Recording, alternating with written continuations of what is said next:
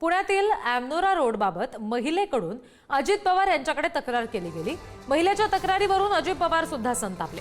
चूक झाली मान्य आहे, आता मी काम करायला चालोय असं अजितदादा म्हणाले। सर मुलगा कराडी तर ब्रिज आहे, पण गावाकडे पण सर रेल्वे लाईनवरती रेल्वे क्रॉसिंगला थांबावं लागत नाहीये।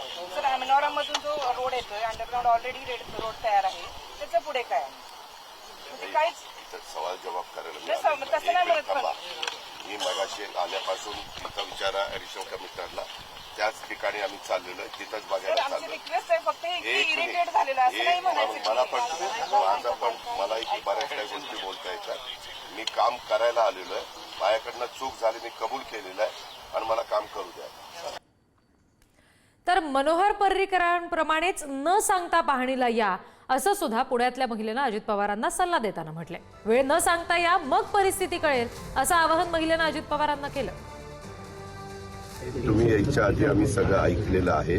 आता तुम्ही विचार यांनी निवेदन पण दिलेलं आहे। याच्यात वेगवेगळ्या एजन्सी आल्या, पीएमसी आली आहे, पीएमआरडी आली आहे। अर्थात नागरिकांना काही घेणं देणं नाही पीएमसी आणि पीएमआरडी, त्यांना त्यांच्या सुविधा पाहिजेत या मताशी आम्ही 100% सहमत आहोत आणि त्याच संदर्भामध्ये आमचं काम चाललेलं आहे। आम्हाला उशीर झाला त्याबद्दल आम्ही दिलगिरी व्यक्त करतो, परंतु आता आम्ही पुन्हा त्याच्यामध्ये अधिक कशी गती देता येईल आणि ह्या कामाला टॉप प्रायोरिटी कशी देता येईल आम्हाला सगळ्यांना खूप होप्स आहेत, याबद्दल काही शंका नाहीये। पण सर पर्रीकर सर जसे दिवसा कधी फिरायचे तसं तुम्ही कोणीतरी इथेच राहतात, तुम्ही कधीतरी ट्रॅफिकचा टाइम जेव्हा असतं ना तेव्हा कुणीतरी यायला पाहिजे। असं नाही की माहिती नाही असं होऊ शकत नाही।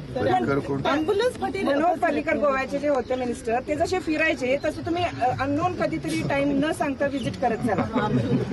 That is the best solution. अशी गरज नाहीये की तुम्ही प्रश्न विचारणार आम्ही सांगणार। मी विचारायला आलेलोच नाही सर, असं आम्हाला म्हणायचं नाहीये। फक्त आम्ही इतकं इरिटेट झालेलं आहे की ते राहायचं की नाही हा प्रश्न पडलेला आहे आम्हाला।